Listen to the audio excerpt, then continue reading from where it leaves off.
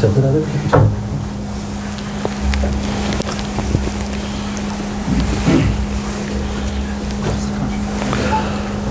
باللہ من الشیطان الرجیم، بسم اللہ الرحمن الرحیم، نحمدہ ونصلی علی رسولہ الکریم۔ انتہائی قابل احترام سامعین و حاضرین، مجھ سے اچھے لوگوں، السلام علیکم ورحمۃ اللہ وبرکاتہ۔ دروشی پڑھ لیں۔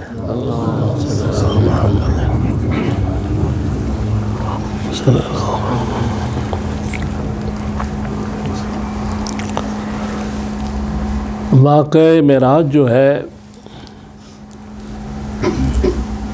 یہ برکتوں کا سفر ہے اور مختلف جگہوں پہ عقل کو عاجز کرنے والے واقعات سے بھرا ہوا ہے، اور انسانی تاریخ کا ایک عظیم معجزہ ہے اللہ کا یہ، اور اس سے ظاہر ہوتا ہے کہ اللہ وہ ہے جو جب چاہے، جو چاہے، جہاں چاہے کر سکتا ہے۔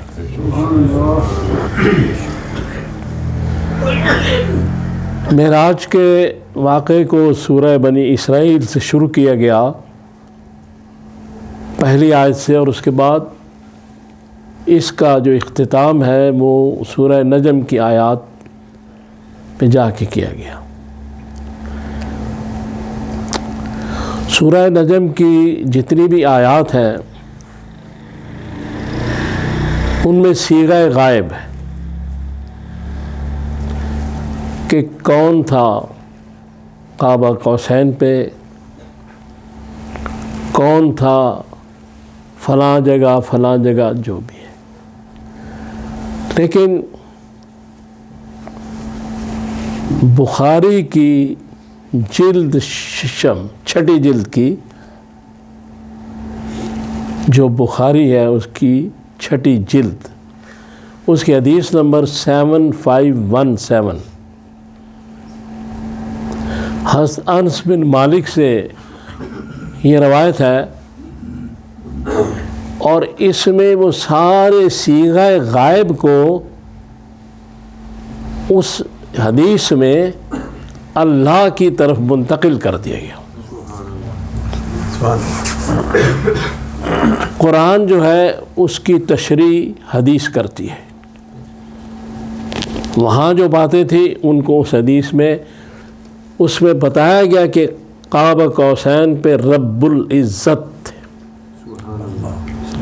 اور قریب کون ہوا سارا، یہ بخاری جلد ششم چھٹی حدیث نمبر 7517۔ لہذا قرآن نے کوئی ایسی بات نہیں کی جو واضح نہ ہو، اور اگر کوئی ایسی ہوئی ہے تو رسول اللہ صلی اللہ علیہ وسلم نے اس کی تشریح فرما دی۔ اب اس کے بعد یہ ہے کہ یہ مفسرین میں اختلافات، ہمارے آپس میں اختلافات، یہ چیزیں موجود ہیں، موجود رہیں گی، کیونکہ سب لوگ اپنے اپنے نقطۂ نظر سے اس چیز کو دیکھتے ہیں۔ کسی پہ اعتراض کرنے کی میرے پاس تو گنجائش نہیں ہے، لیکن میں جو چیزیں آپ کے سامنے پیش کر دی ہیں میں نے، کہ وہاں صیغہ غائب ہے اور وہاں بات کر دی گئی ہے، اور دونوں جگہ الفاظ تقریباً وہی ہیں جو سورہ نجم کے وہ اس حدیث میں بیان کیے گئے۔ اب یہ جو معجزات سے بھرا ہوا سفر ہے رسول اللہ صلی اللہ علیہ وآلہ وسلم کا، اس میں ایک چیز ہے کہ جو نبی ہوتا ہے اس کے لیے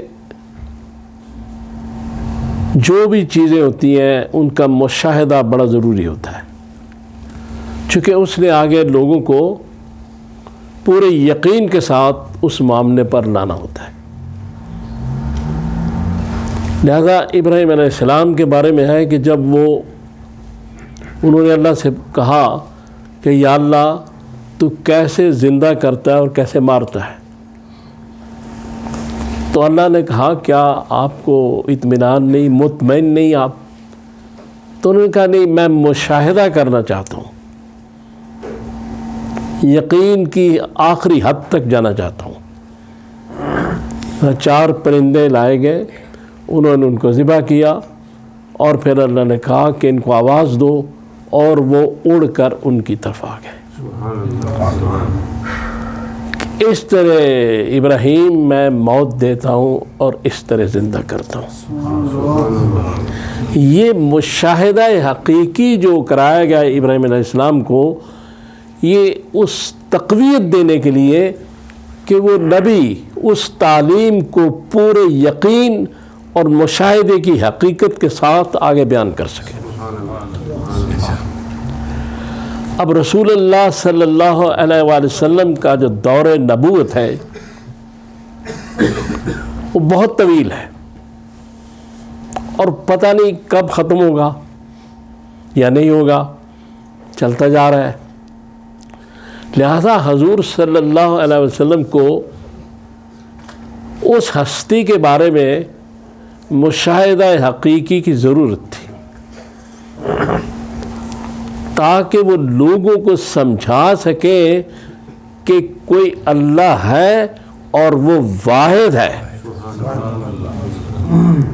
اس کا کوئی شریک نہیں ہے، اور اس کو میں نے خود دیکھا ہے۔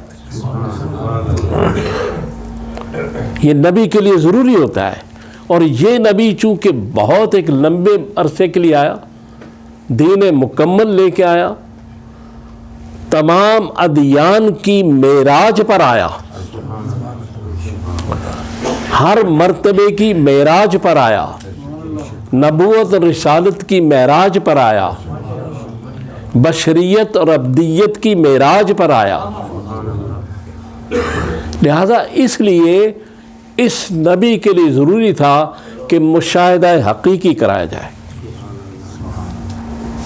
اللہ تبارک تعالیٰ جو ہے میرا آپ سب کا ایمان ہے کہ وہ جو چاہے کر سکتے ہیں۔ قرآن کی جو آیت ہے کہ یہ نگاہیں اللہ کو نہیں دیکھ سکتی، جب حضرت عائشہ سے سوال ہوا تو انہوں نے یہی جواب دیا، لیکن سوال صرف یہ ہے کہ یہ آنکھیں اللہ کو نہیں دیکھ سکتی، لیکن اگر اللہ دکھانا چاہے کسی کو تو آنکھیں بھی بدل سکتا ہے، اور پھر اگر یہی آنکھیں اس کو دیکھ لیں تو اسی کو معجزہ کہتے ہیں۔ معجزہ خرق عادت ہے، عادت کے خلاف ہے معجزہ۔ معجزہ عام چیزیں جو ہم کرتے ہیں ان کے خلاف بات ہوتی ہے، جیسے چاند کا 2 ٹکڑے ہونا معجزہ ہے، معراج معجزہ ہے، قرآن معجزہ ہے۔ اور پھر اس معراج کی ایک اور بڑی اہمیت ہے، کافی علماء حضرات یہاں تشریف رکھے ہوئے ہیں۔ اس معراج کی ایک بڑی اہم نوعیت یہ ہے کہ قرآن کے جو الفاظ ہیں، جو نور ہے، ہر لفظ نور ہے، اور نور ہدایت ہے قرآن، اور وہ نور ہدایت پر نازل ہوا، تو وہ اس میں ایک واسطہ تھا جبریل کا، اس واسطے کے ذریعے قرآن رسول صلی اللہ علیہ وسلم کے قلب اطہر پہ نازل ہوتا تھا۔ لیکن جب نماز کی باری آئی تو یہ اتنی اہم اور اتنی افضل اور اتنا اعلیٰ تحفہ تھا کہ اس کو بغیر کسی وسیلے کے ما اوہا علی عبدہ اوہا، بغیر کسی وسیلے کے اس نماز کو دے دیا گیا۔ اتنی اعلیٰ چیز جو زمین پر بھی نہیں دی گئی، جس کے لیے کوئی وسیلہ اختیار نہیں کیا گیا، جس کے لیے کوئی ایلچی نہیں بھیجا گیا، بلکہ دینے والے کو لے کر گئی وہ پاک ذات۔ سبحان اللہ اسریٰ بعبدہ، وہ پاک ذات لے گئی اپنے بندے کو، لے گئی. تو اس میں سارے معاملات ہیں، لیکن یہ سب سے اہم معاملہ تھا نماز کا. لے گئی کہ آئیے، معراج اسی کو کہتے ہیں. امت کے لیے بھی معراج لے جائیے.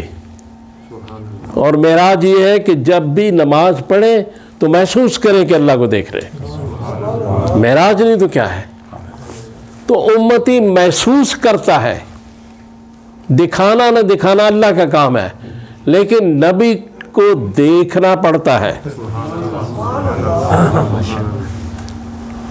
لہذا ہمیں اللہ تعالیٰ یہ اس سمجھ کی توفیق عطا فرمائے کہ ہم دین کو بالکل خالی ذہن ہو کے سمجھ سکیں. اگر ہم نے دین کو سمجھنا ہے تو اس کے لیے کوئی ذہن بنا کے دین نہیں سمجھا جاتا. دین سمجھا جاتا ہے کہ ذہن کو خالی کر کے پھر قرآن کو پڑھا جائے، احادیث کو پڑھا جائے. ذہن کسی بھی طبقہ فکر کے ماتحت نہ ہو، آزاد ہو، پھر بات سمجھ میں آتی ہے. تو اللہ تعالیٰ سے دعا کرے اللہ تعالیٰ مجھے اور آپ کو توفیق دے کہ میں نے جو باتیں کی ہم ان پر عمل کر سکیں. صلی اللہ تعالیٰ علی خیر خلقہ محمد وعلی اصحابہ اجمعین برحمتک یا